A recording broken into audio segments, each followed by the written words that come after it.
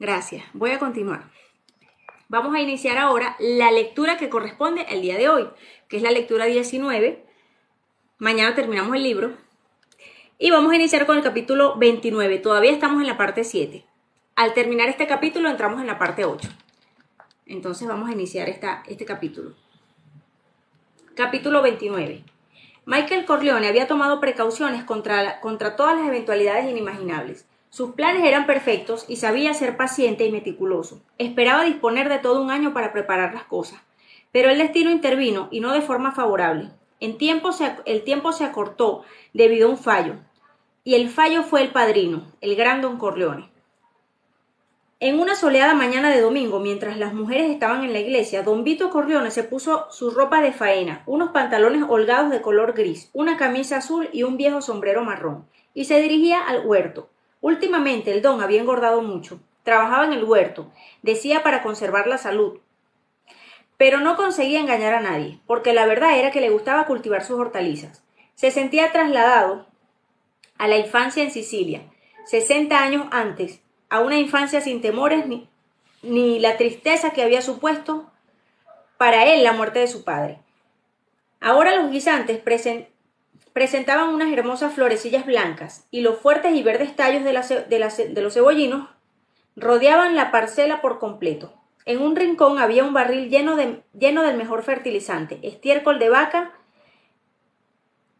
y cerca de este levantaban las espalderas de la madera que él mismo había hecho con sus propias manos y que por las cuales subían las tomateras. El don se dispuso a arreglar el huerto. Debía hacerlo antes de que el sol calentara más, pues entonces el agua quemaría las delicadas hojas de la lechuga. El sol era más importante que el agua, por esencia que ésta fuese, y si se los combinaba de forma imprudente podían provocar una verdadera catástrofe. El don decidió comprobar si había hormigas en el huerto. Si las había, significaba que las hortalizas tenían piojos, pues las hormigas perseguían a estos a comérselo. En tal caso, debería espolvorear las plantas con insecticida. Había regado en el momento preciso. El sol empezaba a calentar, y el don pensó que había que ser prudente y previsor.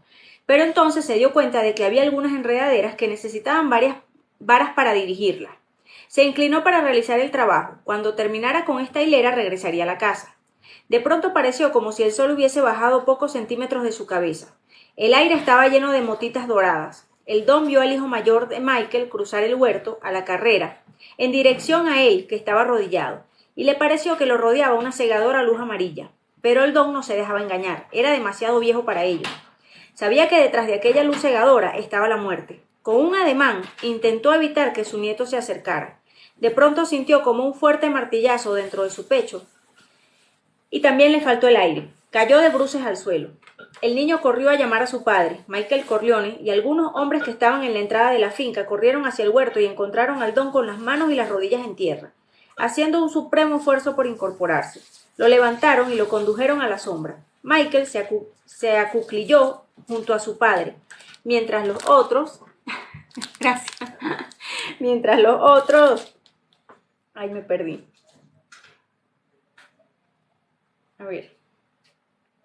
Michael se acuclilló junto a su padre, mientras los otros se ocupaban de llamar a un médico y de pedir una ambulancia. El don abrió los párpados, deseoso de ver una vez más a su hijo.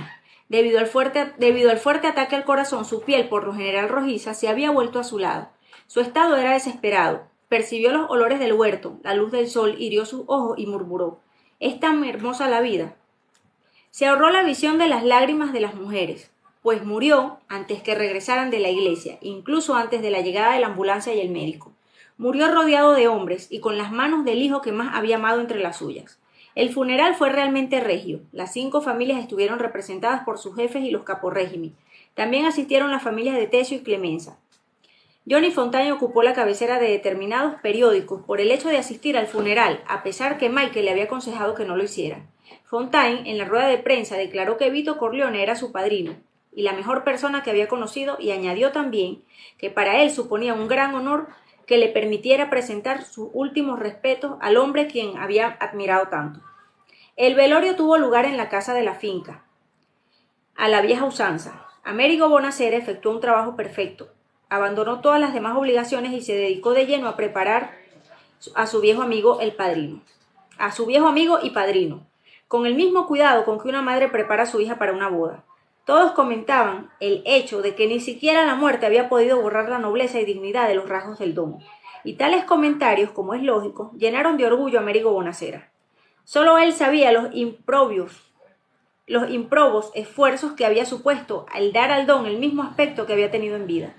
Al funeral acudieron todos los viejos amigos y servidores, Nazorine, su esposa y su hija. Esta acompañada de su marido y de sus hijos. Desde Las Vegas llegaron Lucy Mancini y Freddy. También estaba Tom Hagen y su familia, y los jefes de las familias de San Francisco y Los Ángeles, Boston y Cleveland. El féretro lo portaban Rocco Lampone, Albert Neri, Clemenza, Tesio y naturalmente los hijos del don. La finca y toda su casa estaban llenas de coronas y flores. Fuera de la propiedad esperaban los periodistas y fotógrafos. También había una camioneta en cuyo interior se sabía que varios agentes del FBI filmaban el acontecimiento. Algunos periodistas que lograron introducirse en la finca se encontraron con varios hombres que les cerraron el paso, exigiéndoles que se identificaran y les mostrara la invitación. Y a pesar de que fueron tratados con toda cortesía, incluso les sirvieron refrescos, no se les permitió entrar a la casa. Intentaron hablar con algunos de ellos que salían de esta, pero no consiguieron arrancar de nadie ni una sola sílaba. Michael Corleone pasó la mayor parte del día en la biblioteca de la compañía de Kay. En compañía de Kay. Tom Hagen y Freddy recibían muchas visitas.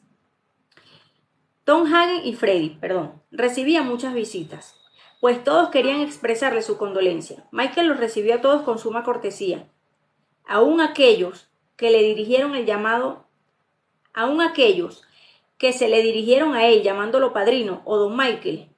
Kay fue la única en darse cuenta de que el rostro de su esposo aparecía cada vez que lo llamaban de cualquiera de esas formas una leve expresión de disgusto. Clemenza y Tesio se unieron al pequeño grupo de íntimos y Michael le sirvió personalmente algo de beber.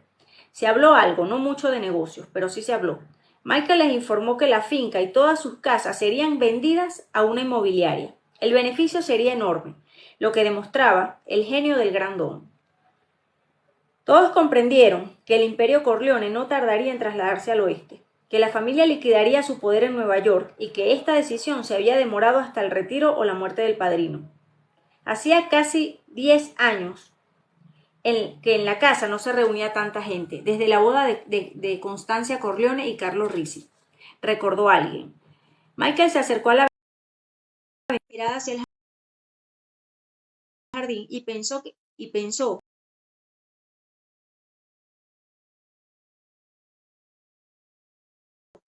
que mucho tiempo atrás había pasado largos ratos en él, en compañía de Kay, sin sospechar siquiera cuán su destino.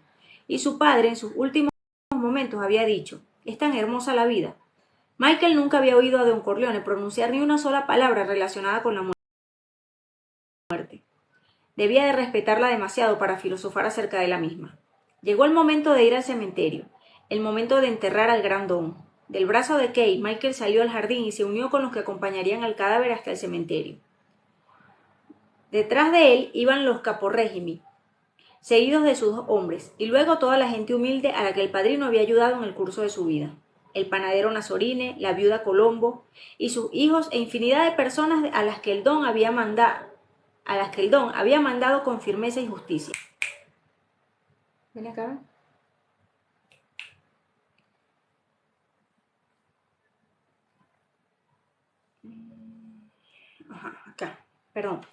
Pero sus hijos crecerían en un mundo diferente, serían médicos, artistas, científicos, gobernadores, presidentes, lo que quisieran. Procurarían que se integrara en sociedad, pero él, padre poderoso y prudente, procuraría no perder de vista esa sociedad. A la mañana siguiente, los miembros más importantes de la familia Corleone se reunieron en la finca. Fueron recibidos por Michael Corleone. Llenaban casi por completo la espaciosa biblioteca. Estaban los 2 caporregimi, Clemenza y Tesio, Rocco Lampone también, con su aire de hombre razonable y eficiente, Carlo Ricci muy tranquilo como si no le cupiese duda de cuál era su lugar, Tom Hagen, que había abandonado su papel estrictamente legal para prestar su concurso a la resolución de la crisis. Albert Neri, que siempre trataba de permanecer lo más cerca posible de Michael, encendiéndole el cigarrillo, preparándole las bebidas, etc., para demostrar su inquebrantable lealtad a pesar del reciente desastre sufrido por la familia. La muerte del Don había sido una gran desgracia para todos. Con él parecía haber desaparecido la mitad del poder de los Corleone, que ahora aparentemente al menos nada podían hacer para contrarrestar el creciente poder representado por la alianza Barsini-Tattaglia. Los reunidos se sentían unánimemente pesimistas y esperaban las palabras de Michael con impaciencia. A sus ojos, este todavía no era el nuevo Don. No había hecho casi nada para merecer tal posición o título, y si el padrino hubiese vivido, habría podido asegurar la posición de su hijo, que ahora nada tenía de segura. Michael esperó que Neri terminara de servir las bebidas. Luego, con voz tranquila, dijo: «Ante todo quiero que sepan que comprendo lo que sienten. Sé que todos respetaban mucho a mi padre, pero ahora es el momento de que se preocupen por ustedes y de los suyos. Algunos seguramente se estén preguntando hasta qué punto lo ocurrido afectará nuestros planes y las promesas que le hice. Bien, quiero que sepan una cosa. Todo se hará según lo previsto. La muerte de mi padre no hace variar las cosas». Clemenza sacudió su imponente cabeza. Su pelo tenía el color de acero y sus facciones de la grasa en nada favorecían, eran duras. Los Barsini y los Tattaglia se nos echarán encima. Abiertamente, Mike. Tendrás que aceptar las condiciones que quieran imponerte o luchar, afirmó. Todos se dieron cuenta de que Clemenza, al dirigirse a Michael, no lo había hecho con mucho respeto, y menos aún le había dado el título de Don. «Esperemos al ver lo que pasa», respondió Michael. «Dejemos que sean ellos quienes rompan las hostilidades». Con su voz grave, Tessio dijo, dirigiéndose a todos los presentes: «Ya le han ganado la partida a Mike. Esta misma mañana han abierto 2 oficinas de apuestas en Brooklyn. Me lo ha dicho el capitán que lleva la lista de protección en la comisaría. Dentro de un mes me temo que no tendré en Brooklyn un solo lugar donde colgar mi sombrero». Con expresión pensativa, Michael se quedó mirando fijamente a Tessio. «¿Has hecho algo al respecto?», preguntó el caporrégimen. Tessio negó con la cabeza y afirmó: «No he querido crearte más problemas». «Bien», dijo Michael, «limítate a esperar. Y creo que eso es todo lo peor por el momento. Eso es lo que tengo que decirle a todos. Limítense a esperar. No respondan a ninguna provocación. Denme unas pocas semanas para arreglar las cosas, para ver por dónde sopla el viento. Luego volveremos a reunirnos y tomaremos una serie de decisiones concretas y definitivas». Pretendió no darse cuenta de la sorpresa de sus interlocutores, a quienes Albert Neri comenzó con toda cortesía a hacer salir de la estancia. «Quédate, Tom, solo serán unos minutos», dijo Michael. Hagen se acercó a la ventana que daba al jardín.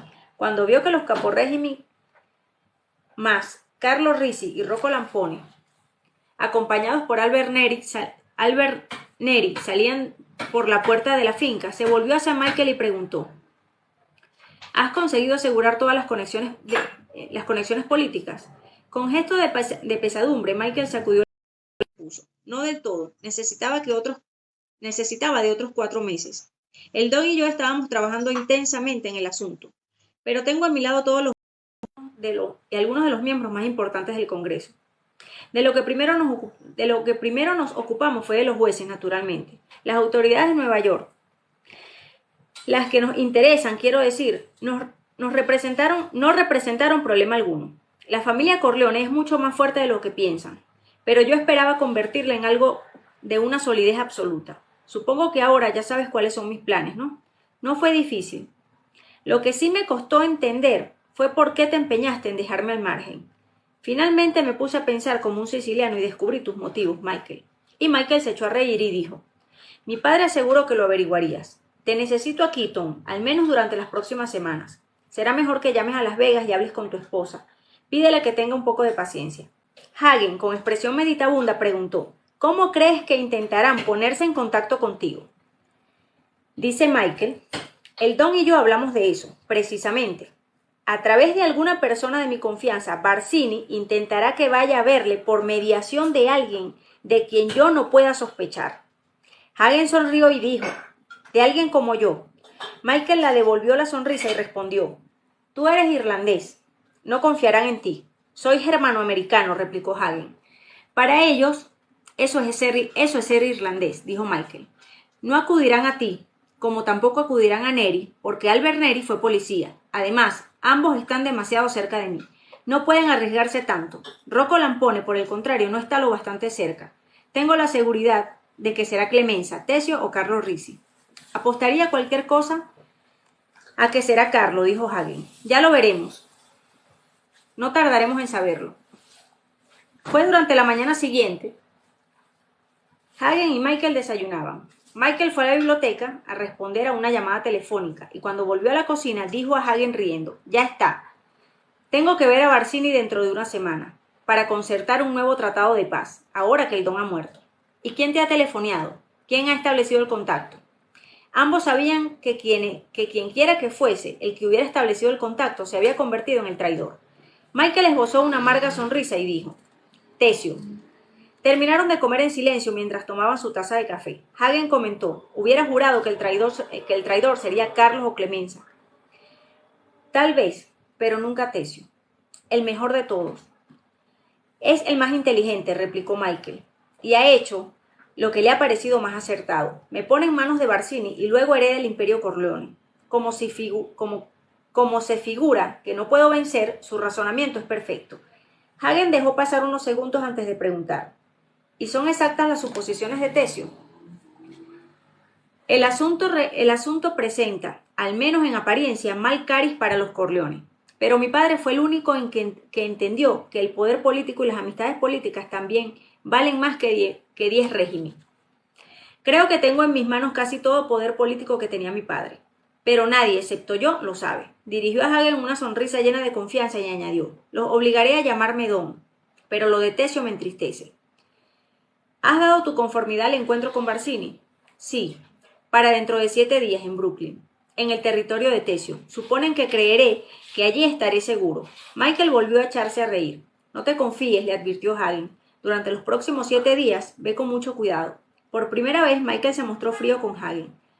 Para darme esa clase de consejos no necesito ningún consigliere. Durante la semana anterior al encuentro entre la familia Corleone y la Barzini, Michael le demostró a Hagen cuán cuidadoso sabía ser.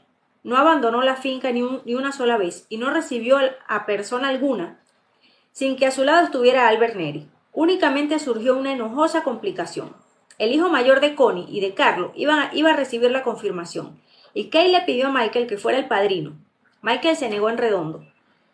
No suelo suplicarte muy a menudo, dijo Kay. Hazlo por mí, te lo ruego. Connie desea tanto, y también Carlo. Para ellos es algo muy importante. Por favor, Michael. Kay advirtió que su marido estaba irritado con ella, por lo que pensó que insistiría en su negativa. Por ello, se llevó una gran sorpresa cuando Michael le dijo, de acuerdo, pero no puedo abandonar la finca. Que lo arreglen todo para que el cura confirme al niño aquí. Pagaré lo que sea. Si los de la iglesia ponen problemas, Hagen lo solucionará. Y así, el día anterior, al encuentro con la familia Barzini, Michael Corleone actuó como padrino del hijo de Carlo y Connie Risi. Al muchacho le regaló un costoso reloj de pulsera y una cadena de oro. Se celebró una pequeña fiesta en la casa de Carlo, a la que fueron invitados los caporrégimen, Hagen, Lampone y todos los que vivían en la finca, incluida por supuesto mamá Corleone.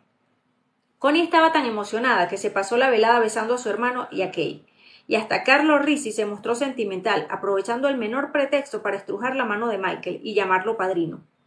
Todo al estilo italiano.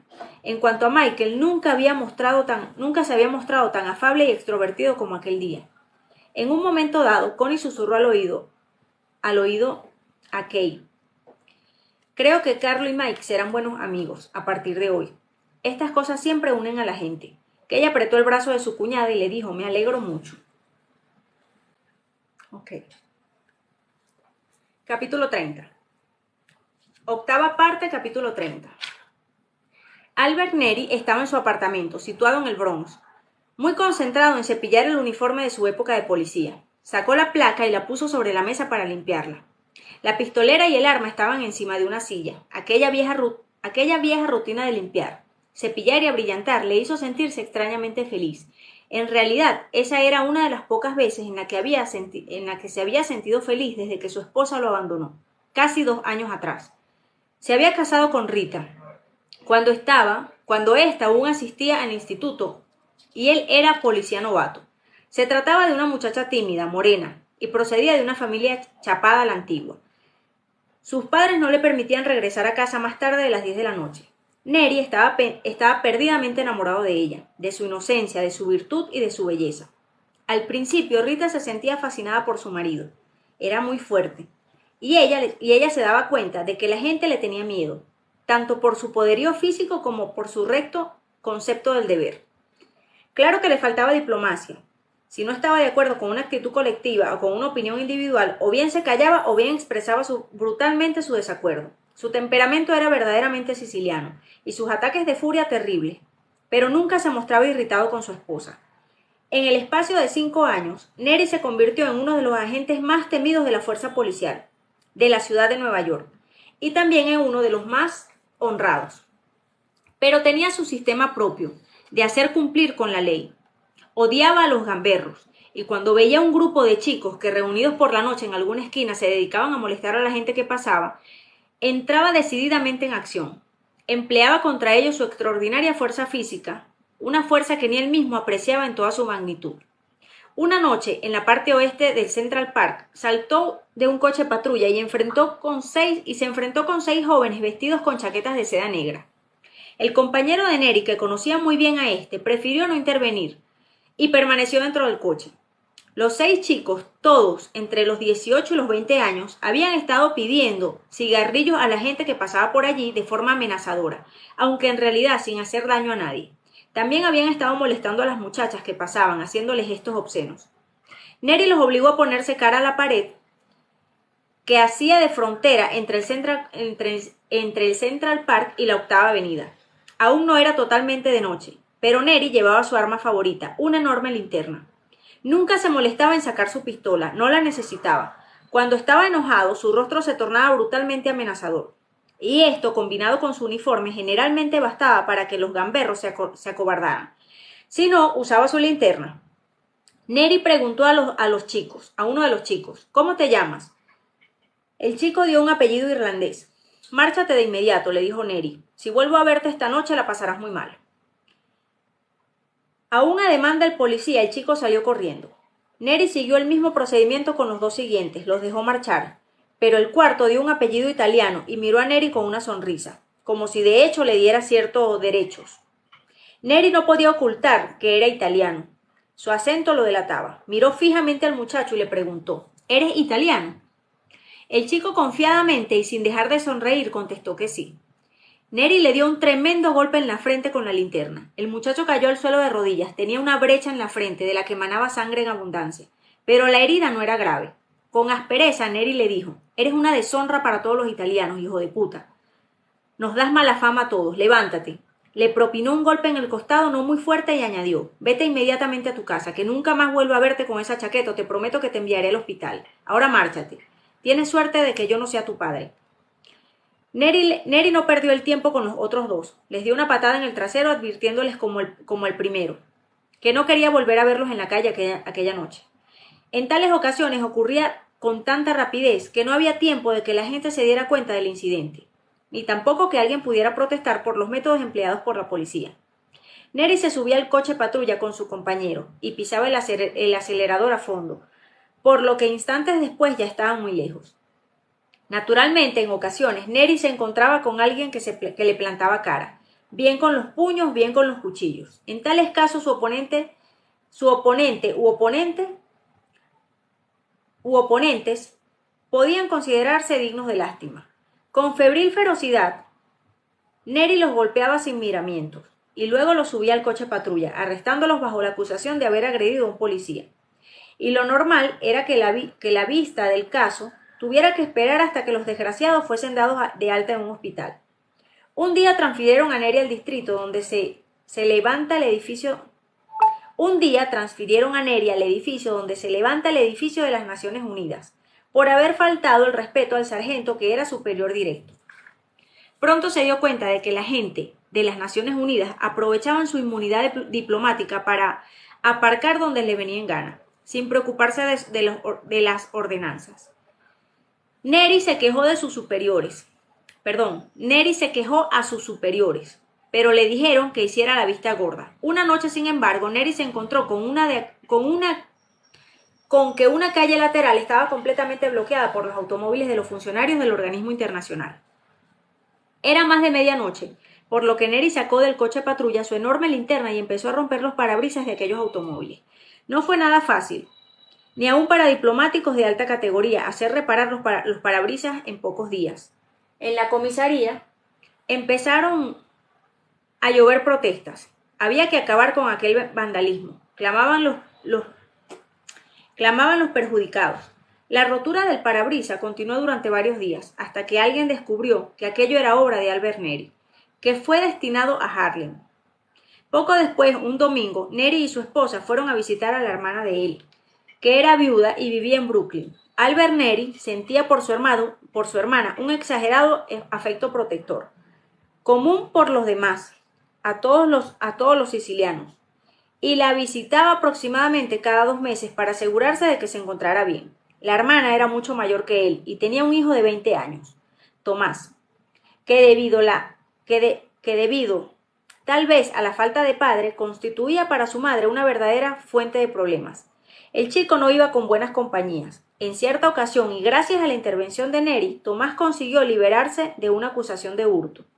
No obstante, el policía le advirtió a su sobrino: «Oye, Tommy, si vuelves a hacer llorar a mi hermana, tú y yo nos vamos a ver las caras».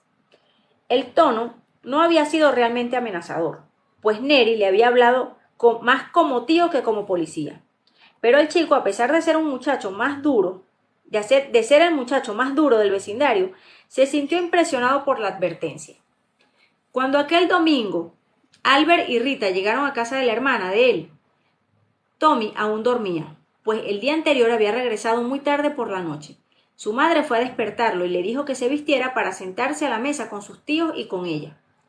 Albert y Rita oyeron claramente a través de la puerta semiabierta del dormitorio que el chico le espetaba con voz áspera a su madre: «Que se vayan a la mierda, déjenme dormir». Así pues, tuvieron que comer sin Tommy. Neri preguntó a su hermana cómo se portaba el muchacho, y ella respondió que no del todo mal. Cuando Neri y su esposa estaban a punto de marcharse, Tommy se levantó. Sin apenas saludar, se metió en la cocina y desde allí gritó: «¡Hey, mamá, prepárame algo de comer!». La madre, con voz chillona, replicó: «Haberte sentado a la mesa con nosotros, no pienses que voy a volver a cocinar». La desagradable escena seguramente se había producido 1000 veces, pero ese día Tommy debió a que tal vez estaba todavía medio dormido, y cometió una equivocación. «A la mierda tú y tus regañinas, comeré en otra parte». Nada más pronunciar esas palabras, Tommy se arrepintió de haberlo hecho. Su tío Al se le echó encima, como un gato sobre un ratón. No por aquel insulto a su hermana en concreto, sino porque pensó que escenas como esas debían repetirse a diario. Tommy nunca se había atrevido a hablar así delante de su hermano, delante del hermano de su madre. Pero una distracción la tiene cualquiera, y Tommy, para su desgracia, aquel domingo la tuvo. Ante la mirada aterrorizada de las dos mujeres, Albert Neri propinó a su sobrino una tremenda paliza. Al principio el joven trató de defenderse, pero al ver la inutilidad de sus intentos, suplicó a su tío que dejara de pegarle. Sus labios estaban hinchados y sangrantes. Neri golpeó la cabeza del muchacho contra la pared y luego le dio una serie de puñetazos en el estómago, haciéndole caer al suelo. Entonces se dedicó a golpearle la cara a Tommy contra el suelo. Dijo a las dos mujeres que esperaran y obligó al sobrino a acompañarlo hasta su automóvil. Entonces le dijo: «Si me entero que has vuelto a hablarle a mi hermana de ese modo, te daré una paliza que tal vez lo de esta tarde te parecerán caricias. Quiero que te reformes. Ahora sube a tu casa y dile a mi esposa que la estoy esperando». 2 meses después, una noche en que Albert Neri, a causa de su trabajo, llegó tarde a casa, se encontró con que su esposa lo había abandonado. Se había llevado toda su ropa y había regresado a la casa de sus padres, según le informó el padre de Rita. Ella le tenía miedo y no quería vivir con él a causa de su temperamento irascible. Al no lo comprendía. Nunca había pegado a su esposa, nunca le había amenazado siquiera, siempre se había mostrado amable y respetuoso. Pero estaba tan aturdido que decidió dejar pasar unos días antes de ir a casa de sus suegros a hablar con él. Por desgracia, a la noche siguiente, mientras efectuaba su servicio, se metió en dificultades. Un coche respondió a una llamada relacionada con un homicidio cometido en Harlem. Al llegar al lugar de los hechos, Neri saltó del coche antes de que éste se hubiera detenido, como era de costumbre. Era pasada la medianoche, y Neri llevaba su enorme linterna. Gran número de personas se apiñaban delante del portal de una casa. Una mujer negra le explicó: ahí dentro hay un hombre que está matando a una muchacha. Neri entró en la casa. En la planta baja, al final del pasillo, se veía una puerta abierta y el policía oyó unos quejidos lastimeros. Con la linterna en la mano atravesó el pasillo y cruzó el umbral de la puerta. Estuvo a punto de tropezar con los cuerpos tendidos en el suelo. Uno era una mujer negra de unos 25 años y el otro de una niña negra también, que debía tener unos 12 años. Ambas sangraban abundantemente a causa de múltiples cuchilladas, y el autor de la misma estaba un poco más adentro, agazapado en un rincón. Neri lo conocía bien. Se trataba de Wax Vine, conocido rufián, drogadicto y matón. La mano con la que sostenía el ensangrentado cuchillo le temblaba, y sus ojos indicaban que se hallaba bajo los efectos de los narcóticos. Neri lo había arrestado 2 semanas atrás por haber agredido en plena calle a una de sus mujeres. Vines le había dicho: no se meta, que no es asunto suyo. Y el compañero de Neri se había limitado a murmurar que si los negros querían matarse los unos a los otros, para todos era mejor. Pero Neri había insistido en llevarse a Vines a la comisaría. Aunque sabía que su empeño sería inútil, Vines fue puesto en libertad bajo fianza a la mañana siguiente. A Neri nunca le había gustado los negros, y después de que lo destinaran a Harlem, le gustaban todavía menos. Los que no se drogaban se emborrachaban, mientras sus mujeres tenían que trabajar o ganar dinero vendiendo su cuerpo. Por ello, nada tuvo de extraño que aquel nuevo delito de Vines lo sacara de sus casillas. Lo peor de todo era la visión del ensangrentado cuerpo de la chiquilla. Fríamente, Neri decidió que Vines no iría a la comisaría. Lo malo era que en la vivienda habían entrado varias personas, inquilinos del mismo inmueble, además de su compañero, y Neri le ordenó a Vines: suelta el cuchillo, que estás arrestado. Vines se echó a reír. Si quieres arrestarme, dijo, tendrás que usar tu pistola. Y mientras se abalanzaba sobre Neri, empuñando el cuchillo, añadió: o tal vez prefieras esto. Neri se movió con extraordinaria rapidez para que su compañero no tuviera tiempo de sacar la pistola. Evidentemente el negro intentaba clavarle el cuchillo, pero los excelentes reflejos del policía le permitieron asir la muñeca de su agresor con la mano izquierda. Al mismo tiempo, su mano derecha, con la que empuñaba la linterna, golpeó la cara del negro, que cayó de rodillas al suelo, como si estuviera borracho. Su mano había soltado el cuchillo, estaba indefenso. Por ello, el segundo golpe de Neri era totalmente innecesario. Como se demostró posteriormente en el juicio, según declaración de los testigos presenciales, entre ellos su compañero de servicio, con la linterna, Neri descargó un tremendo golpe contra la cabeza de Vines, y fue tan fuerte que el cristal de ella se rompió, y el tubo metálico no se partió en dos porque las pilas lo impidieron. Según uno de los aterrorizados testigos, un negro que vivía en el edificio y que declaró contra Neri, dijo: tiene la cabeza dura, negro. Pero resultó que no era lo bastante dura. 2 horas más tarde, en el Harlem Hospital, Vines moría. Albert Neri fue el único en sorprenderse cuando le acusaron de haber abusado de su fuerza. Fue suspendido de su empleo y llevado a juicio. El jurado le culpó de homicidio no premeditado y le sentenció a una pena de prisión de unos 10 años. Pero estaba tan furioso y era tan grande su odio contra la sociedad que la sentencia no les afectó en absoluto. Él, Albert Neri, un criminal, atreverse a enviarlo a la cárcel por haber matado a aquella bestia. A los jueces no parecía preocuparles mucho aquellas 2 negras que Vines había acuchillado y desfigurado, y eso todavía que se hallaban en el hospital. No temía a la cárcel. Estaba convencido de que, teniendo en cuenta que había sido policía y sobre todo la clase de delito que había cometido, lo tratarían bien. Algunos de sus compañeros del cuerpo de policía incluso le habían asegurado que hablarían con amigos influyentes. Solo su suegro, un inteligente italiano que tenía una pescadería en el Bronx, sabía que un hombre como Albert Neri no sobreviviría 1 año en la prisión.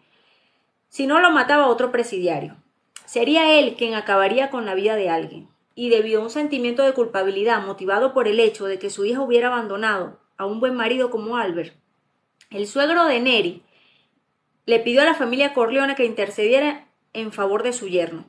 Creía tener derecho a solicitar su intervención, pues por algo pagaba puntualmente su cuota a uno de los representantes de la familia y además regalaba al don el pescado más fresco y el mejor del mercado. La familia Corleone sabía quién era Albert Neri. Su fama de policía duro y honrado era legendaria. Tenía reputación de hombre con el que había que andarse con cuidado, pues era capaz de inspirar temor por sí mismo, independientemente de su uniforme y de su pistola. La familia Corleone siempre estaba interesada en hombres así. El que fue policía no importaba mucho. Eran muchos los que habían comenzado a andar por el sendero equivocado. Lo importante era que finalmente descubrieran su verdadera vocación. Fue Peter Clemenza, que con su fino olfato para descubrir a los hombres de valía, quien habló de Neri a Tom Hagen. Hagen estudió la copia de expediente oficial de Neri y escuchó a Clemenza. Tal vez se trate de un nuevo Luca Brasi, comentó Hagen. Clemenza asintió enérgicamente. A pesar de su gordura, el caporrégimen no tenía rostro bonachón típico de los obesos. Opino lo mismo que tú. Mike debería preocuparse personalmente del asunto. Antes de que Albert Neri fuera trasladado desde el calabozo de los juzgados a la cárcel, se le informó que el juez había reconsiderado su caso, debido a una serie de nuevos datos y testimonios aportados por los oficiales de la policía de alto rango. La sentencia fue suspendida y Albert Neri quedó en libertad. Neri no tenía un pelo de tonto, y tampoco su suegro. El primero supo lo que había sucedido, y en prueba de agradecimiento consintió en divorciarse de Rita. Luego se trasladó a Long Beach para dar las gracias a su benefactor. Naturalmente, su visita había sido preparada con antelación. Michael lo recibió en la biblioteca. Neri comenzó a expresar ceremoniosamente su agradecimiento y quedó sorprendido al ver lo bien que Michael parecía aceptar sus palabras. No podía permitir que le hicieran eso a un siciliano, dijo Michael. Deberían haberte dado una condecoración, pero lo único que preocupa a los políticos son los grupos de presión.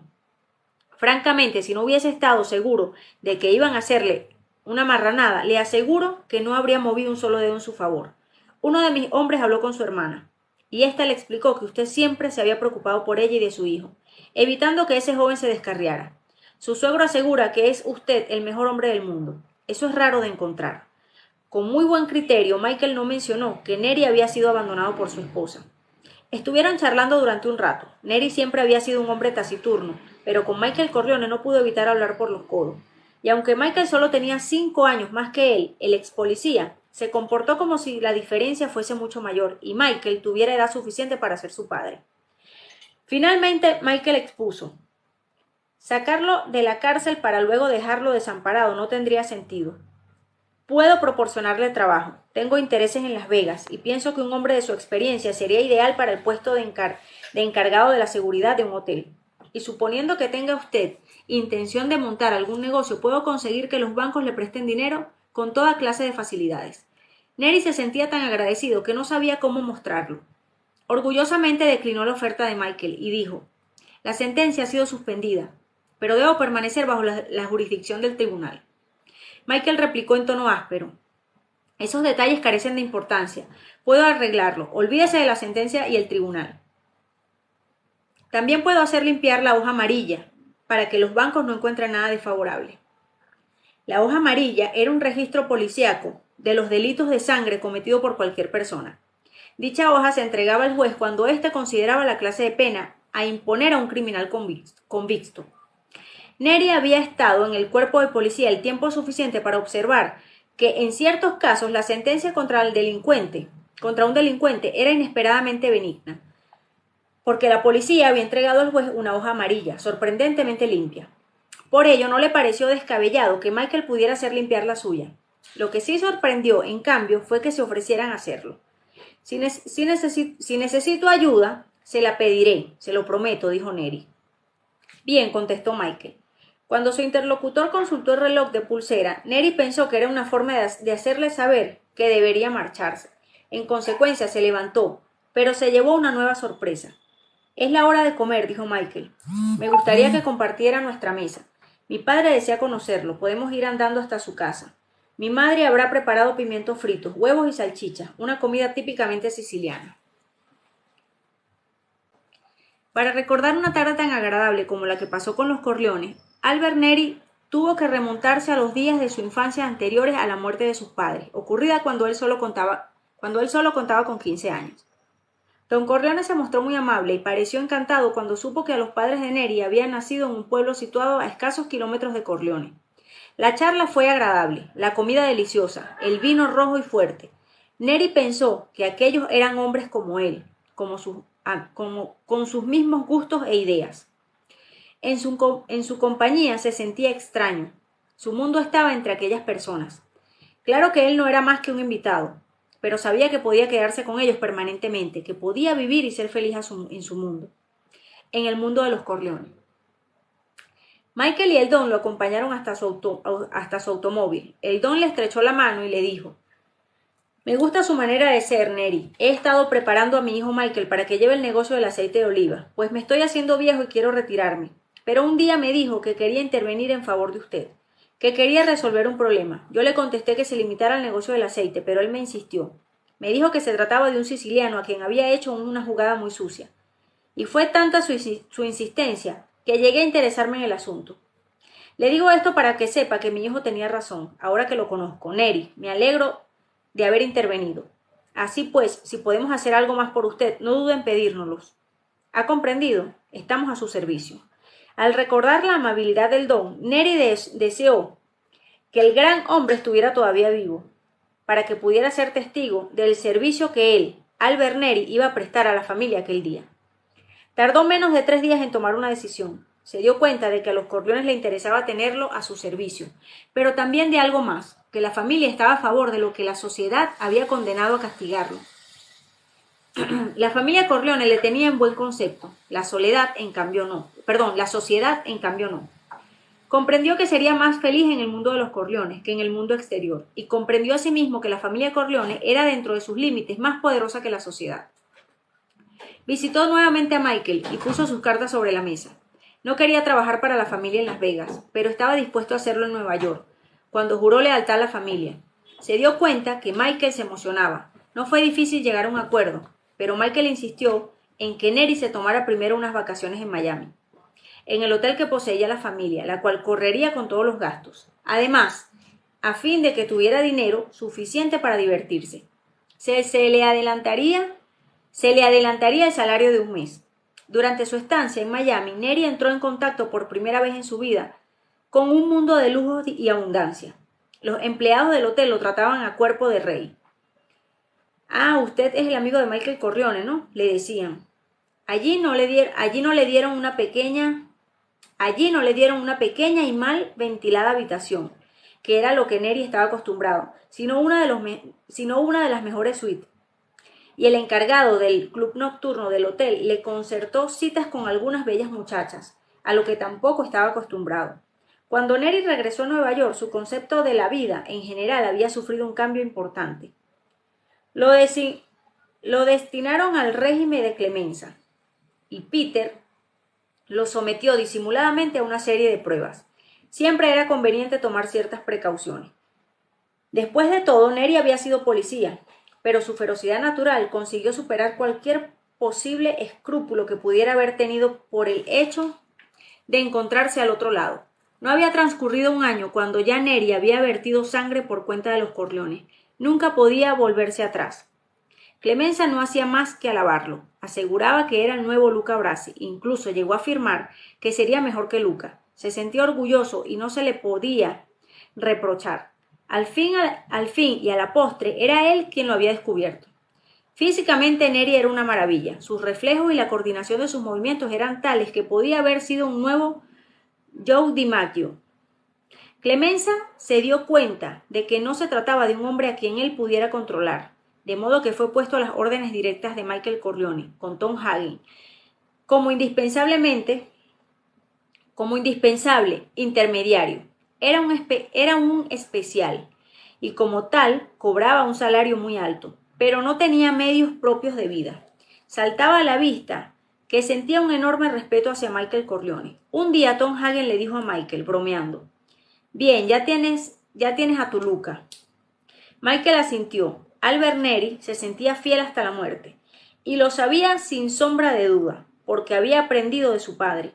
En cierta ocasión, mientras aprendía y se instruía en secretos del negocio al lado del don, le pregunté a este: ¿por qué motivo te decidiste por un tipo como Luca Brasi? Era un verdadero animal. En este mundo hay hombres que están pidiendo a gritos que los maten, respondió el don. Supongo que te habrás dado cuenta de ello. Les gusta jugar, se pelean con cualquiera si les abollan el parachoque del automóvil, ofenden y humillan a personas cuya fuerza desconocen. He visto a un hombre, un loco, provocar a un grupo de tipos peligrosos, sin la menor posibilidad de vencer. Son gente que anda por el mundo gritando: «¡Mátenme!» y siempre encuentran a alguien dispuesto a complacerlo. Todos los días leemos acerca de ello en los periódicos. Estas personas naturalmente se dañan a sí mismas, pero perjudican también a los demás. Luca Brasi era un hombre de estos, pero tan extraordinario que durante mucho tiempo nadie consiguió matarlo. La mayoría de estos tipos deben tenerlos sin cuidado, pero un Brasi es un arma poderosa que conviene utilizar, especialmente si tenemos en cuenta que no le teme a la muerte, a pesar de que la busca. Todo consiste en procurar convertirse en la única persona del mundo a la que no estaría dispuesto a matar. Consiguiendo esto, el Luca Brasi de turno es tuyo. El don le había dado una lección magistral. Con el tiempo, Michael la aprovecharía para hacer de Neri su Luca Brasi. Y ahora, finalmente, Albert Neri, solo en su apartamento del Bronx, estaba a punto de volver a ponerse su uniforme de policía. Lo cepilló con esmero, luego abrillantaría la placa, también tendría que limpiar la visera de la gorra y los pesados zapatos negros. Neri se sentía a gusto. El Padrino, parte 8. Bueno, bienvenidos. Capítulo 31, parte 8. Aquel mismo día, 2 lujosos automóviles aparcaron en el sendero de la entrada de la finca. Uno de los 2 coches llevaría a Connie Corleone, a su madre, a su marido y a sus 2 hijos al aeropuerto. La familia Ricci iba de vacaciones a Las Vegas. Antes de trasladarse definitivamente a dicha ciudad, Michael, así se lo había ordenado a Carlo, haciendo caso omiso de las protestas de Connie. Michael no se había molestado en explicar que quería que todos modos marcharan de la finca antes del encuentro entre los Corleone y los Barsini. En realidad, la reunión era del máximo secreto. Los únicos que estaban enterados de ella eran los capos de la familia. El otro automóvil era para Kay y sus hijos, que iban a New Hampshire a visitar a los Adams. Michael tendría que quedarse en la finca. Sus asuntos no le permitían salir de viaje. La noche anterior, Michael había ordenado que se le transmitiese a Carlo Ricci que lo necesitaría durante unos días en la finca, y que después podría reunirse con su esposa y sus hijos. Connie se había puesto furiosa. Trató de hablar por teléfono con su hermano, pero le dijeron que había ido a la ciudad. Ahora intentaba verlo, pero Michael estaba reunido con Tom Hagen y había dado orden de que no se le molestara bajo ningún pretexto. Antes de que aquel automóvil se pusiera en marcha, Connie besó a su marido y le dijo: «Si no vienes dentro de 2 días, volveré a buscarte». «Iré, no te preocupes», repuso él con una sonrisa. «¿Sabes para qué te necesita Michael?», le preguntó Connie, asomada en la ventanilla del coche. Su cara de preocupación le quitaba el atractivo y la hacía parecer de más edad. «Me ha prometido algo importante. Tal vez quisiera hablarme de eso». Carlos no estaba enterado del encuentro entre los Corleone y los Barsini, previsto para esa noche. «¿Tú crees, Carlo?», dijo Connie. Carlo hizo un gesto de asentimiento. Luego el automóvil se puso en marcha y al cabo de un instante abandonó la finca. Solo cuando el coche hubo desaparecido, Michael salió a despedirse de Kay y de sus hijos. Carlo también se acercó para desear a su cuñada un feliz viaje y felices vacaciones. Finalmente, cuando el automóvil arrancó hacia la salida, Michael le dijo a Carlo: «Lamento tener que retenerte aquí, pero solo serán un par de días». «No importa, Michael», se apresuró a contestar Carlo. «Bien, limítate a permanecer junto al teléfono de tu casa. Cuando esté preparado para ocuparme de lo tuyo, te avisaré. Y es que antes tengo otras cosas que hacer, ¿de acuerdo?» «Desde luego, Mike», le respondió Carlo. Carlo Ricci se fue a su casa y una vez allí llamó por teléfono a su amante, prometiéndole que procuraría ir a verla más tarde. Seguidamente, con una botella de Borbón en la mano, se dispuso a esperar. Esperó durante largo rato. Poco después de mediodía comenzaron a llegar los coches a la finca. Vio que de uno de ellos se apeaba Clemenza y que del otro hacía lo mismo el propio Tesio. Los dos caporrégimen entraron a la casa de Michael, después de que uno de los guardias le abriera la puerta. Clemenza abandonó la casa pocas horas después, pero a Tesio, Carlo no volvió a verle. Carlos salió a dar un corto paseo por la finca. No estuvo fuera más de 10 minutos. Conocía a los guardias y tenía algo de amistad con varios de ellos. Pensó que sería una buena idea entablar conversación con alguno, con objeto de distraerse un poco, pero quedó sorprendido al ver que los hombres que vigilaban la finca ese día le eran completamente desconocidos. Y todavía se sorprendió más al comprobar que montando guardia en la verja de entrada estaba Rocco Lampone. Carlos sabía que la posición de Rocco era demasiado elevada para que se ocupara de semejante tarea, a menos que, por supuesto, ocurriera algo extraordinario. Rocco lo saludó amistosamente. Caramba, pensaba que había salido de vacaciones. Michael me ha dicho que permaneciera aquí por un par de días. Tiene algo para mí, según parece, explicó Carlo. Lo mismo me ha dicho a mí. Y ya ves, me pone de guardia. Pero bueno, después de todo, él es el jefe.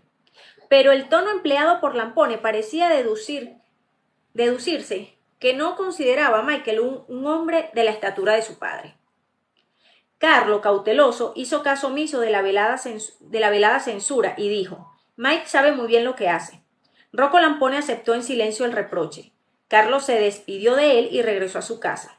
Algo se estaba cociendo, pero fuera lo que fuese, Rocco lo ignoraba. Michael, de pie junto a la ventana de su despacho, miraba a Carlo pasear por la finca. Hagen le sirvió una copa de coñac, que Michael le agradeció en silencio, y le dijo: debes empezar a moverte, Mike. Ha llegado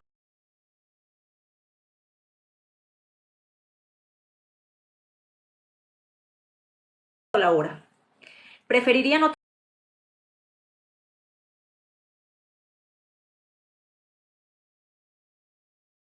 tener que hacerlo. Ojalá mi padre hubiese durado un poco más. No te preocupes, todo saldrá bien, lo animó Hagen. Si yo no me di cuenta, piensa que los demás tampoco habrán olido nada.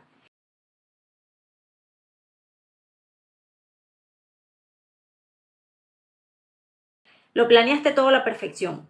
Michael se apartó de la ventana. Los planes, en buena medida, los realizó mi padre. Nunca imaginé que fuera tan listo. Tú sí lo sabías. Como él no hay dos, respondió Hagen. Pero tú lo has hecho muy bien. En realidad no podías hacerlo mejor. Y eso significa que serás un buen sucesor. Esperemos a ver qué sucede. ¿Han llegado Tesio y Clemenza?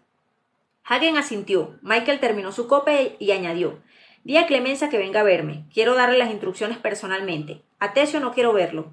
Dile únicamente que dentro de media hora estaré listo para acompañarlo a ver a Barsini. Luego los hombres de Clemenza se ocuparán de él. Con voz carente de emoción, Hagen preguntó: ¿No hay forma de dejar que Tesio siga con vida? No la hay, dijo Michael. En el norte de la ciudad de Búfalo había una pequeña pizzería, que estaba siempre concurrida, menos en las horas siguientes al mediodía. Entonces el trabajo crecía. Aquel día el encargado del local metió en el horno las pocas pizzas que quedaban en la bandeja y guardó esta junto a la pared del enorme horno, en posición vertical.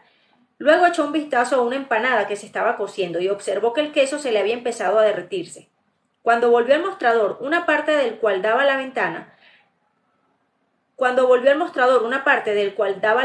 lo que permitía servir a los que pasaban por la calle, se encontró frente a un hombre joven y de aspecto rudo, que le dijo: «Deme una pizza».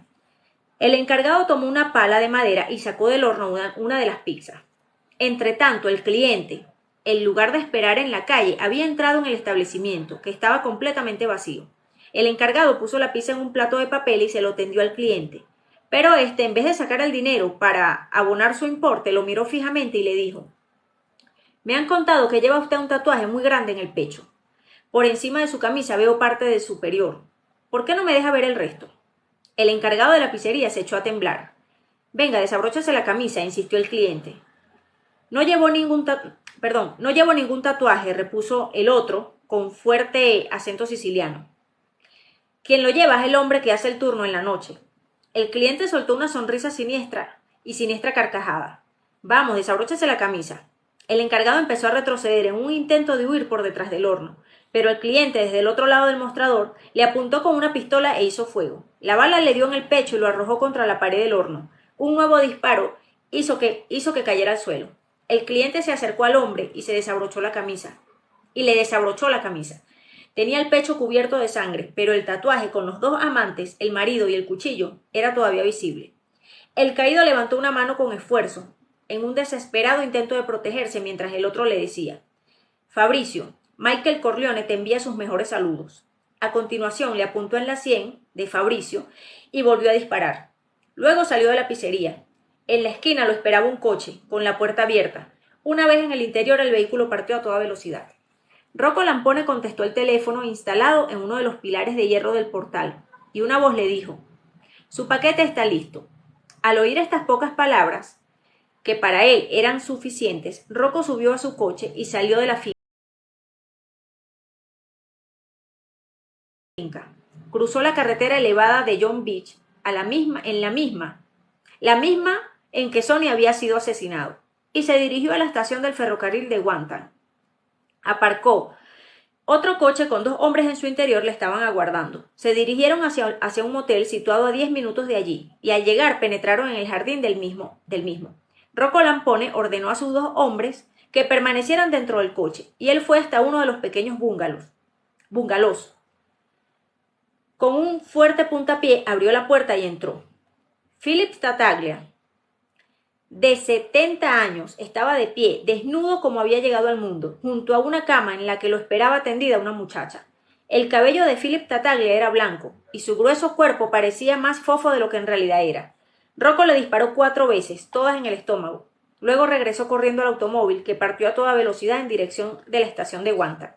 Allí, Rocco subió a su propio vehículo y regresó a la finca. Fue a hablar un momento con Michael Corleone y luego volvió a montar guardia en la verja de entrada.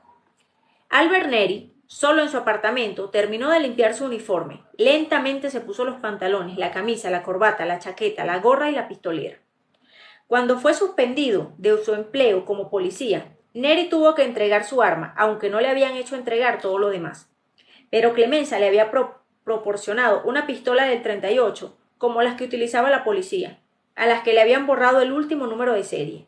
La desmontó, la engrasó, volvió a montarla y comprobó su funcionamiento. Seguidamente la cargó y la colocó en la pistolera. Metió la gorra del policía en una bolsa de papel y luego se puso un abrigo por encima del uniforme. Comprobó la hora. Al cabo de 15 minutos un coche estaría abajo esperándolo. Para hacer tiempo, Neri se miró en el espejo perfecto. Parecía un policía de verdad. En el asiento delantero del automóvil había 2 de los hombres de Lampone. Neri se acomodó detrás y cuando el coche se hubo alejado de la zona donde vivía, se quitó el abrigo, abrió la bolsa de papel y se colocó la gorra. En la esquina de la calle 5 con la Quinta Avenida, Neri se apeó y echó a andar por la avenida. Volver a vestir el uniforme le producía una extraña sensación, como así también el que de algún modo estuviese patrullando por las calles, como lo había hecho tantas veces. Aquella hora había mucha gente. Siguió caminando hasta llegar a Rockefeller Center, cerca de la Catedral de San Patricio. Neri divisó entonces el coche que buscaba. Era una limusina y estaba aparcada, completamente sola, en una zona prohibida. Neri aminoró la marcha. Era demasiado pronto. Se detuvo para escribir algo en su libreta y luego siguió andando. Había llegado junto al vehículo. Con su porra golpeó suavemente el guardabarros de este y el conductor lo miró sorprendido. Neri señaló la señal de prohibición e indicó al conductor que se alejara de allí. Neri avanzó un poco más hasta colocarse frente a la ventanilla abierta del conductor. Este era un sujeto de aspecto canallesco, uno de estos tipos a los que tanto les gusta romperle la cabeza. En tono deliberadamente insultante, Neri le dijo: «Bien, muchacho, ¿qué prefieres, moverte o que te pegue una patada en el culo?» Impasible, el conductor contestó: «Si eso le hace feliz, póngame una multa». «Márchate de inmediato», masculló Neri, «o te haré salir del coche y te romperé la nariz». El conductor sacó un billete de $10 que intentó meter en el bolsillo de Neri. Este retrocedió un paso e hizo un ademán al conductor de que saliera del automóvil. «Déjeme ver su permiso de conducir», exigió Neri. Había tenido la esperanza de que conseguiría el conductor de que conseguiría que el conductor se fuera a dar una vuelta a la manzana, Pero eso ya era imposible. Con el rabillo del ojo vio a 3 individuos bajos y corpulentos bajar por las escaleras del edificio Plaza, en dirección a la calle. Eran Barsini y sus 2 guardaespaldas, que se disponían a ir a la entrevista concertada con Michael Corleone. Uno de los guardaespaldas se adelantó para ver qué ocurría con el coche de Barsini. El guardaespaldas le preguntó al chofer: «¿Qué pasa?». El conductor respondió ásperamente: «Espero que me ponga una multa». «No te preocupes, este tipo debe ser nuevo en la comisaría». En ese momento Barsini llegó en compañía de su otro guardaespaldas. «¿Qué diablos?», preguntó. «¿Qué diablos ocurre?». Neri terminó de escribir y devolvió al conductor su carnet de conducir. Luego se metió el talonario en el bolsillo y al volver a sacar la mano, ésta empuñaba la pistola. Disparó 3 veces contra Barsini, a quien alcanzó en el pecho, antes de que los otros 3 hombres pudieran reaccionar para entonces. Para entonces, Neri ya se había perdido entre la multitud rápidamente. Llegó hasta donde había dejado el coche, cerca de Chelsea Park. Neri, que había tirado la gorra y se había puesto el abrigo, se trasladó a otro coche que estaba esperándolo. En el primer automóvil había dejado la pistola y el uniforme. Ya se encargarían de deshacerse de ambas cosas. 1 hora más tarde, sano y salvo, se hallaba en la finca de Long Beach, hablando nuevamente con Michael Corleone. Estaba aguardando en la cocina de la casa del Don, bebiendo una taza de café, cuando Tom Hagen se acercó a él y le dijo: «Michael está ya preparado. Será mejor que llames a Barsini y le digas que se ponga en camino». Tessio se levantó y se acercó al teléfono, marcó el número de la oficina de Barsini en Nueva York y le dijo: «Salimos para Brooklyn de inmediato». Después de colgar, Tessio se volvió hacia Hagen y sonriendo le dijo: «Espero que esta noche Michael llegue a un acuerdo ventajoso para nosotros». Con expresión seria, Hagen contestó: «Estoy seguro de que así será». Salieron de la cocina en dirección a la casa de Michael.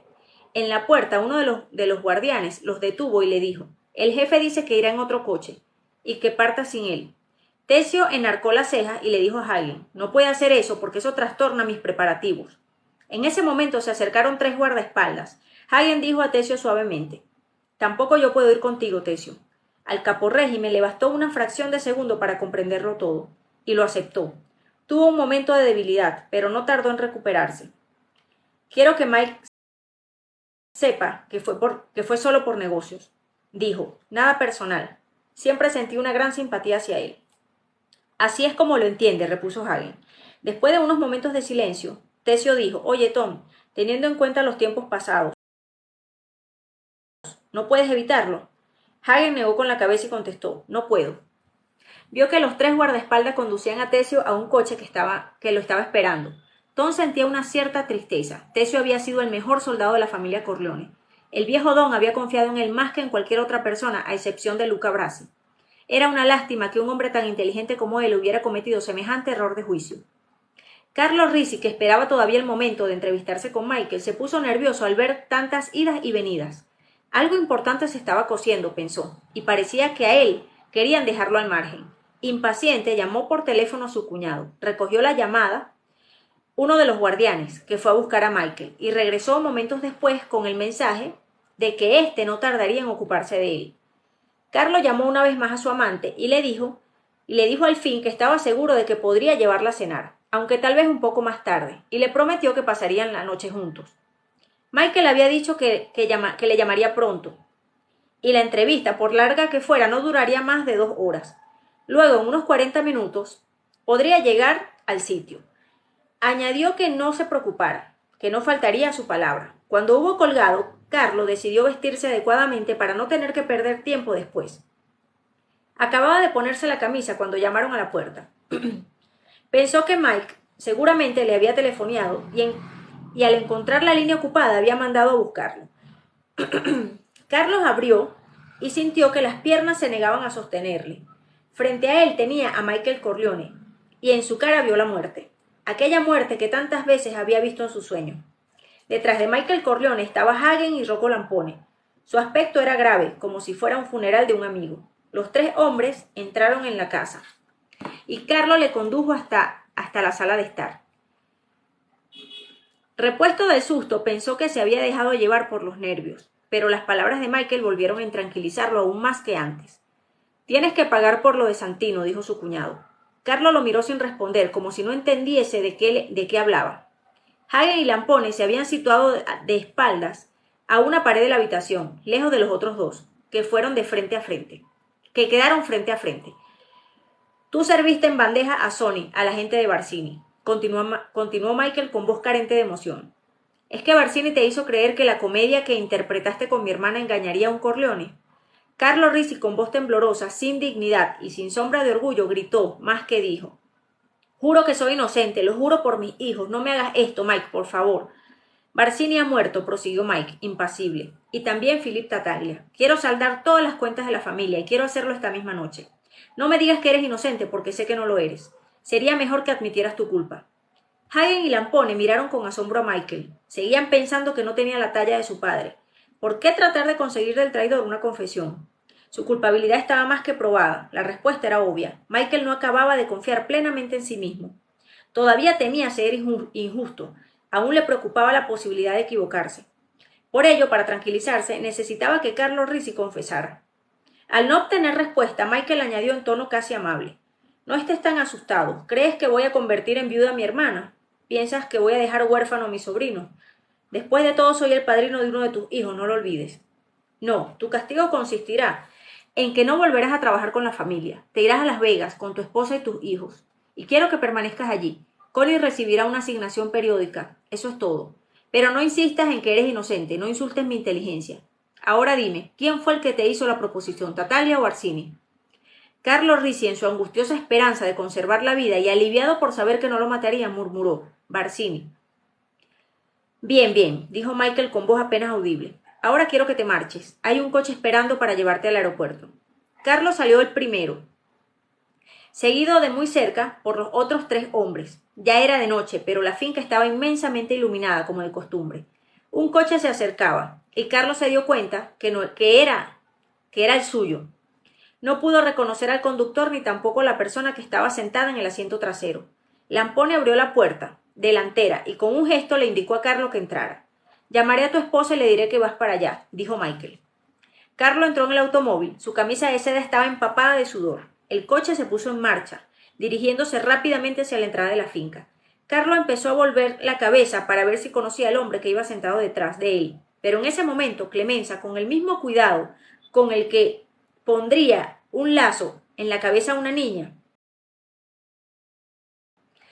pasó una cuerda alrededor del cuello de Carlos Ricci y apretó con fuerza. La cuerda mordía la piel del poderoso cuello de Ricci, que buscaba desesperadamente un poco de aire. De pronto el interior del coche se llenó de un desagradable olor. La proximidad de la muerte hizo que Carlos perdiera el control de los esfínteres. Clemenza siguió apretando durante unos minutos más, y luego, cuando estuvo seguro de que el trabajo estaba hecho, se metió la cuerda en el bolsillo. Se arrellanó en su asiento mirando el cuerpo sin vida de Carlos, que había caído contra la puerta. Después de unos momentos, Clemenza bajó el cristal de la ventanilla para que entrara un poco de aire fresco y puro. La victoria de la familia Corleone fue completada. En apenas 24 horas, Clemenza y Lampone castigaron a los que se habían infiltrado en los dominios de los Corleone. Neri se convirtió en jefe del régimen de Tezio. Los corredores de apuesta de Barsini fueron puestos fuera de circulación. 2 de los miembros más importantes de la familia murieron acribillados a balazos mientras se lavaban los dientes, después de cenar en un restaurante italiano de la calle Mulberry. Un conocido corredor de apuestas fue asesinado cuando regresaba a su casa, después de salir del hipódromo. 2 de los más grandes usureros de los muelles desaparecieron, para ser encontrados meses más tarde en las ciénagas de Nueva Jersey. Con ese único y salvaje ataque, Michael Corleone consiguió el respeto de todo el mundo y devolvió a los Corleone la primicia entre las familias de Nueva York. Fue respetado no solo por su brillantez táctica, sino también porque algunos de los más importantes caporrégimes de los Barsini y los Tattaglia se pasaron de inmediato a su bando. Lo único que empañó aquella aplastante victoria fue el ataque de histeria de Connie Corleone. Connie y su madre regresaron a casa en avión cuando se enteraron de que Carlo había muerto. Los niños quedaron en Las Vegas. Connie dominó su dolor hasta que el coche hubo entrado en la finca. Luego, sin que su madre pudiera impedirlo, corrió a casa de Michael, y una vez dentro, se encontró delante de su hermano y de Kay. Esta se dirigió hacia ella para consolarle y darle un abrazo fraternal, pero se detuvo cuando vio que Connie empezaba a gritarle insultos a su esposo. «Eres un hijo de puta», vociferó Connie. «Tú mataste a mi marido, esperaste que nuestro padre muriera y luego, cuando tuviste el camino libre, lo mataste. Siempre lo consideraste culpable de lo que le ocurrió a Sonny, pero ni por un instante pensaste en mí. No lo ha hecho, no lo has hecho. ¿Ahora qué voy a hacer? Dímelo, ¿qué voy a hacer? Connie estaba llorando a lágrima viva. Dos de los guardaespaldas de Michael se habían colocado detrás de ella, esperando órdenes de su jefe, pero éste se limitó a permanecer impasible, a la espera de que su hermana se calmara. Estás muy nerviosa, Connie, dijo Kay. Eso que afirmas no es cierto. Connie se había recuperado de su ataque de histeria. Con infinito rencor en la voz miró a Kay y masculló. ¿Por qué piensas que tu marido se mostraba tan frío conmigo? ¿Por qué crees que quiso que Carlo viniera a vivir a la finca? Hacía mucho tiempo que había decidido matarlo, pero mientras vivió mi padre no se atrevió a hacerlo. Él nunca lo hubiera permitido, y Michael lo sabía. Por eso decidió esperar, y luego, para que no sospecháramos, aceptó ser el padrino de nuestro hijo. Tu marido no tiene corazón. ¿Crees que lo conoces? ¿Sabes cuántos hombres ha matado además de mi Carlo? Lee los periódicos y te enterarás. Barsini, Tataglia y otros varios. Mi hermano los mató. Otra vez volví a perder el control de sí misma. Trató de escupir a la cara de Michael, pero no tenía saliva. Llévala a su casa y que la vea un médico, dijo Michael. Los dos guardaespaldas asieron a Connie por los brazos e hicieron lo que su jefe les decía. Kay aún no había salido de su asombro. Estaba horrorizada. ¿Por qué ha dicho esas cosas, Michael? Preguntó. ¿Qué es lo que le hace creer esas barbaridades? Está histérica, dijo Michael. Kay lo miró a los ojos. Dime que no es cierto, Michael, te lo ruego. Michael, con expresión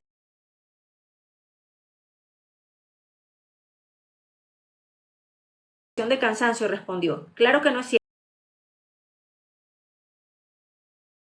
cierto, créeme, Kay.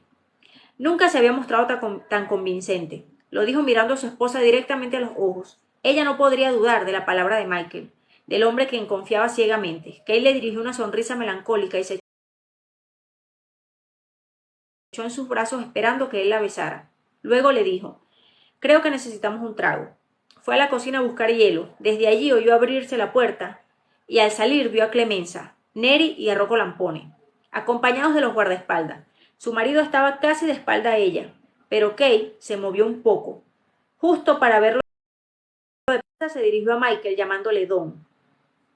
Kay vio a Michael cómo recibía el homenaje de aquellos hombres y se acordó de las estatuas de los emperadores romanos, quien por derecho divino eran dueños de la vida y de la muerte de sus súbditos. Tenía la mano en la cadera, el perfil de su cara hablaba de un poder frío y orgulloso, y su cuerpo descansaba sobre uno de sus pies que quedaba un poco más atrás que el otro. Los caporrégimen estaban de pie frente a él. En ese momento Kay comprendió que todo lo que Connie había dicho era cierto. Regresó nuevamente a la cocina, y allí una vez se echó a llorar. Capítulo 32, parte 9. La sangrienta victoria de los Corleone no fue completa hasta después de un año de delicadas maniobras políticas que entronizaron a Michael como el jefe más poderoso de las familias de Estados Unidos. Durante 12 meses, Michael dividió su tiempo en partes iguales entre su cuartel general de Long Beach y su nuevo hogar en Las Vegas. Pero terminado el año decidió abandonar todos sus negocios en Nueva York y vender la finca, no sin antes llevar a su familia al este para una última visita. La estancia duró un mes, que fue aprovechado para clausurar los negocios mientras Kay se ocupaba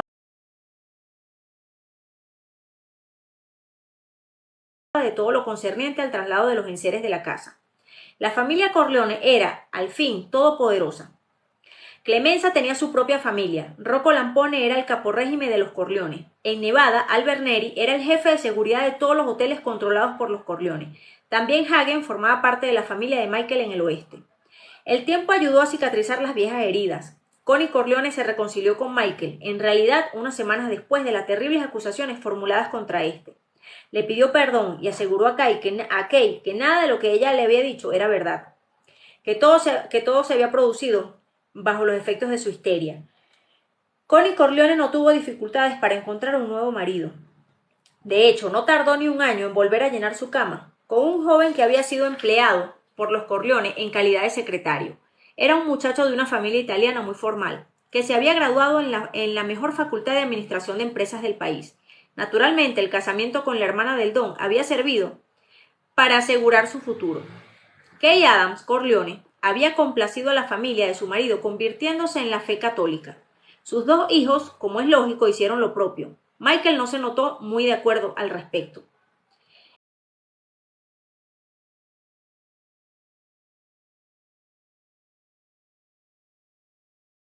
Le gustaba el paisaje, las colinas y los cañones de piedra roja, los ardientes desiertos, los inesperados lagos e incluso el calor. Sus 2 hijos montaban sus propios caballos. Además, allí tenían verdaderos sirvientes, no guardaespaldas.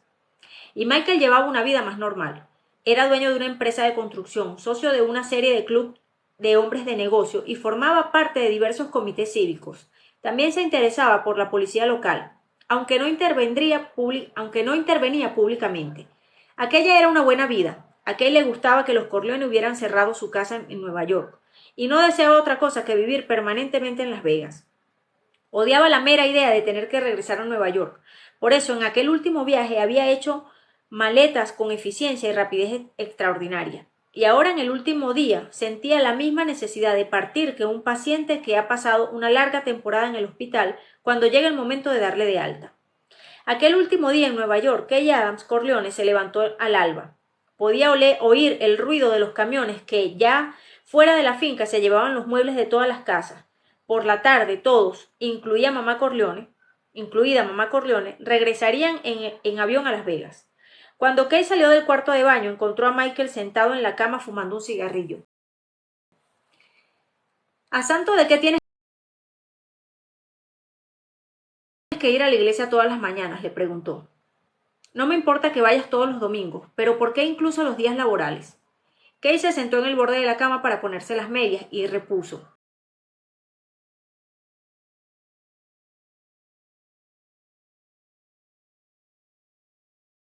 Ya sabes cómo son los católicos conversos. Se lo toman mucho más en serio. Michael tendió el brazo hasta tocar los muslos de su esposa, más arriba de donde terminaban las medias. No me toques, Michael. Esta mañana voy a tomar la comunión. Michael hizo caso y no trató de retenerla cuando se puso en pie. Esbozando una sonrisa, le dijo, si eres una católica tan perfecta, ¿por qué dejas que los niños vayan tan poco a la iglesia? Kay se sentía molesta. Su marido le estaba juzgando, como haría un don. Tendría tiempo de sobra cuando llegaremos a casa, respondió. En Las Vegas les obligaré a ir más a menudo. Antes de salir, Kay dio un beso a su marido. Fuera el sol ya calentaba bastante. Kay se dirigió hacia su coche, aparcado cerca de la puerta de la finca. Mamá Corleone, vestida completamente de negro, ya estaba dentro del automóvil, esperando a su nuera. Para ella, la asistencia diaria a la iglesia se había convertido en una rutina. Kay besó la arrugada mejilla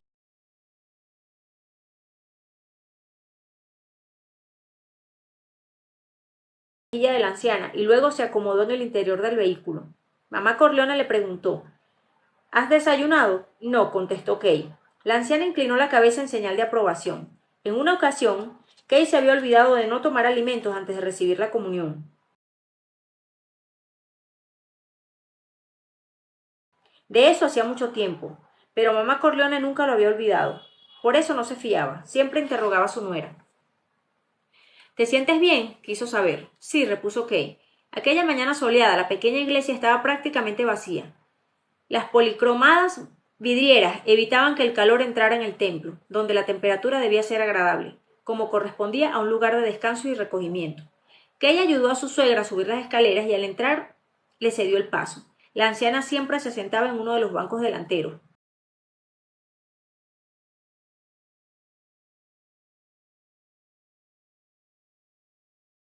E hizo la señal de la cruz. Alrededor de las imágenes de los santos y del Cristo en la cruz brillaba temblorosa la luz de las velas.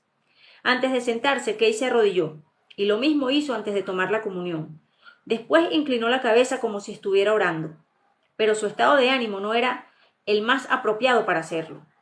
Era únicamente en la oscura y abovedada iglesia donde Kay se permitía pensar en la otra vida de su marido, en la terrible noche de un año atrás, cuando Michael empleó todos sus recursos para hacerle creer que no había matado al marido de su hermana, lo que era una mentira.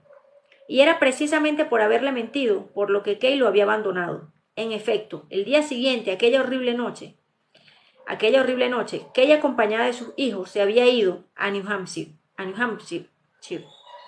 a casa de sus padres, sin decir una palabra a nadie, sin darse del todo cuenta de lo que hacía. Michael lo había comprendido de inmediato y la llamó por teléfono, pero luego ya no intentó ponerse en contacto con ella.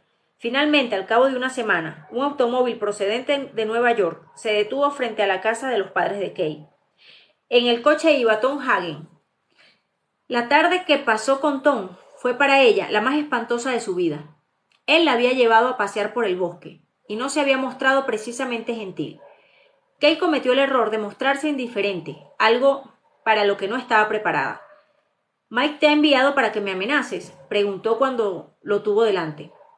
«Ya solo falta que te hubiera hecho acompañar por algunos matones y me hubieses obligado a regresar a punta de metralleta. Por vez primera desde que lo conocía, vio a un Hagen irritado». «Esta es la tontería más grande que he oído jamás», replicó secamente. «Nunca lo hubiese esperado de una mujer como tú, Kay. Ven conmigo». «Muy bien, Tom». Mientras paseaban por el bosque, él le preguntó: «¿Por qué te marchaste?» «Porque Michael me mintió». Perdón. Perdón. «Porque me puso en ridículo al aceptar ser padrino del hijo de Connie. Porque me traicionó. No puedo amar a un hombre así. No puedo vivir con él. No puedo permitirle ser el padre de mis hijos». «No sé de qué estás hablando», se limitó a decir Hagen. Con el rostro encendido por la rabia, una rabia completamente justificada por los demás, Kay repuso: «Hablo de que asesinó al marido de su hermana. ¿Lo comprendes?». Después de una breve pausa añadió: «Y además me mintió». Siguieron andando, pero ahora en silencio. Fue Hagen quien rompió aquel embarazoso silencio. «No tienes pruebas de que lo que aseguras sea verdad», dijo Hagen al fin. «Pero, y solo para evitar discusiones, supongamos que sí, que es cierto. No digo que lo sea, recuérdalo. Y si te explico algo que justificaría su modo de actuar». Kay le dirigió una mirada de desdén y le dijo: «Es la primera vez que veo al abogado que hay en ti, Tom, y no me convences». Hagen sonrió. «De acuerdo, de todos modos te ruego que me escuches. ¿Qué dirías si supieras que Carlo fue el cebo que picó Sonny? ¿Qué dirías si supieras que la paliza que Carlo le propinó a Connie fue una comedia ideada para hacer salir a Sonny de su casa? ¿Y qué dirías si supiera que Carlo recibió dinero por colaborar en el asesinato de Sonny?». Kay no respondió, y Hagen prosiguió: «¿Qué dirías si supieras que el Don, un gran hombre, no tuvo el valor suficiente para vengar la muerte de su hijo, matando al marido de su hija? En fin, ¿qué dirías si supieras que el viejo Don prefirió que fuera Michael quien cargara con la culpa de la muerte de Carlo?». Con lágrimas en los ojos, Kay musitó: «Todo había quedado atrás, todos éramos felices. ¿Por qué no perdonar a Carlo? ¿Por qué es tan difícil olvidar?». Habían llegado a un frondoso árbol. Hagen se sentó en la sombra de la hierba, sobre la hierba. Miró alrededor, suspiró y dijo: «En nuestro mundo no hay lugar para el perdón. Pero Michael no es hombre con quien me casé», dijo Kay. «Si lo fuera estaría muerto», repuso Hagen entre risas. «En ese momento serías viuda. En este momento serías viuda. No tendrías estos problemas que tienes ahora». «¿Qué diablo significa eso?», inquirió Kay furiosa. «Vamos, Tom, habla claro de una buena vez, en tu vida. Sé que Michael no puede hacerlo, pero tú no eres siciliano. Tú puedes decirme la verdad. Puedes tratar a una mujer de igual a igual, como un ser humano». Tras otro largo silencio, Hagen sacudió la cabeza y le dijo: «No conoces a Mike. Estás enojada porque te mintió. Bien, recuerda que te dijo que no le preguntaras nada relacionado a sus negocios. Te indigna que aceptara ser padrino del hijo de Carlo, pero tú lo obligaste a ello. Sin embargo, fue lo mejor que podía hacer, si pensaba actuar después contra Carlo. El clásico truco de ganarse la confianza de la víctima. ¿Te basta con lo que te he dicho?». Kay negó con la cabeza. «Te diré algo más», prosiguió Hagen. «Después de la muerte del Don, alguien planeó asesinar a Michael. ¿Sabes quién fue? Fue Tesio. En consecuencia, Tesio tuvo que ser eliminado. Carlo tuvo que ser eliminado también. Y es que no debe haber clemencia para los traidores. Michael pudo haberlos perdonado, pero ellos nunca se habrían perdonado a sí mismos, por lo que siempre hubiesen constituido un peligro. Michael apreciaba mucho a Tesio, y quiere a su hermana. Pero si hubiese dejado que Tesio y Carlo viviesen, habría faltado a sus deberes para contigo y para con sus hijos, y sus deberes para con su familia, y a sus deberes para conmigo y los míos. Habría sido un peligro permanente para la vida de todos nosotros». «¿Es para decirme eso que Michael te ha enviado a verme?», preguntó Kay con lágrimas en los ojos. Hagen la miró con expresión de sorpresa y respondió: «No. Él me dijo que te explicara que podías hacer lo que quisieras y nada te faltaría, siempre que te ocuparas debidamente de los niños. Me pidió que te dijera que tú eres su Don. Bueno, eso es una broma». Kay puso la mano sobre el brazo de Hagen y le dijo: así pues, ¿pretendes darme a entender que Michael no te ordenó que me dijeras nada de lo que me has dicho? Hagen dudó por unos instantes, como si consideraba la conveniencia o inconveniencia de confesarle a Kay la verdad desnuda. Ya veo que no comprendes, Kay, dijo por fin. Si le cuentas a Michael lo que acabo de decirte, soy hombre muerto. Tú y los niños son los únicos seres a los que nunca podría hacer daño alguno. Kay se levantó y se echó a andar. Hagen iba a su lado. Después de 5 largos minutos de absoluto silencio, cuando estaban a punto de llegar a la casa, ella le preguntó: después de cenar, ¿podrías llevarnos a los niños y a mí a Nueva York? Este ha sido el motivo de mi viaje, repuso Hagen. Fue una semana después de haber vuelto junto a Michael que Kay decidió hacerse católica. La campana de la iglesia tocaba a penitencia. Como le había enseñado, Kay se golpeó el pecho. Como le habían enseñado, Kay se golpeó el pecho, en señal de arrepentimiento. La campana volvió a sonar y entonces los fieles se levantaron de sus asientos, dirigiéndose a la barandilla del altar. Ella hizo lo mismo, se arrodilló delante del altar, y cuando la campana volvió a sonar, repitió con la mano cerrada el gesto de golpearse el pecho. El sacerdote estaba delante de ella. Kay echó la cabeza hacia atrás y abrió los labios para recibir la sagrada hostia. Fue el peor momento. Luego, cuando la sagrada forma se fundió en su boca, se sintió feliz de haber hecho aquello que deseaba de todo corazón. Limpia su alma de pecado, Kay inclinó la cabeza y juntó las manos. Le dolían las rodillas y elevó el cuerpo ayudándose de los codos para repartir un poco el peso. Entonces vació su mente de todo pensamiento personal. Se olvidó de sí misma, de sus hijos, de su ira, de todos sus problemas. Y con un profundo deseo de creer, de ser escuchada, hizo lo que venía haciendo todos los días desde la muerte de Carlos Rizzi: orar por el alma de Michael Corleone, que tanto lo necesitaba. Fin. Este ha sido el final de este espectacular libro.